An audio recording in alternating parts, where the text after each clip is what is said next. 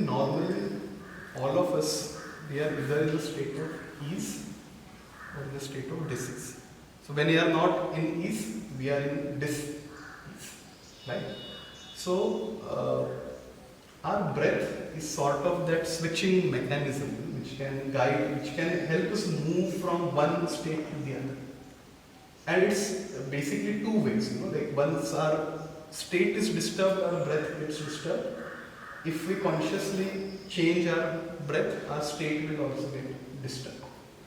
And I always give this example of animals, that because it happens so naturally in them. So if you see a dog relaxing on street, you can actually see its belly coming, inflating and then again going in, which basically tells that it's in a state of ease, it's breathing through its belly.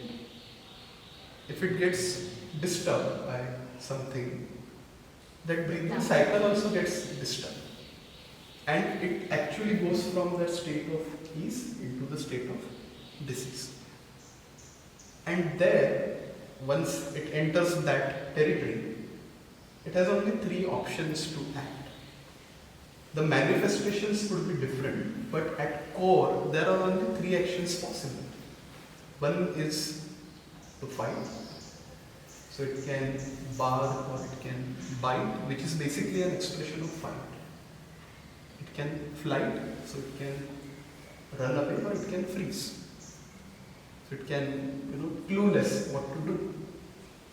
So the same thing is true for us also. Like whenever we are in state of dis-ease, whatever is our action, it is actually a manifestation of either of these three things. Either it's a fight response, or it's a flight response, or it's a freeze response. So we can attack, we can deny, we can continue whatever we are doing, whatever it is, but it's basically a manifestation of either of these three. Now when we are talking about a dog, if it has a threat, it will go into this state of dis-ease, also called a sympathetic mode.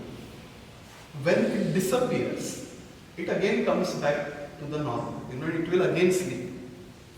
It won't think, okay, that bike may come again and it may trouble me again, and it won't remain in that state of dis-ease, thinking about, this can happen, that can happen, what if it comes again? But that is what keeps happening with all of us. Like if we have a fight with someone and if that person disappears, we don't go to, tend to go back. We keep thinking, this happens again, what will I do? Today there was one person, if 10% come, what will I do? Right? We keep imagining all these possibilities, we keep imagining all these things which actually take us into the state of dis-ease. And as I said, this music or any art form for that matter, they are like those keys, if that whole mechanism is becoming uncontrolled, you're constantly going into that state of dis-ease for no apparent, like now there is no reason for any one of us, for example, to be in dis-ease in this moment.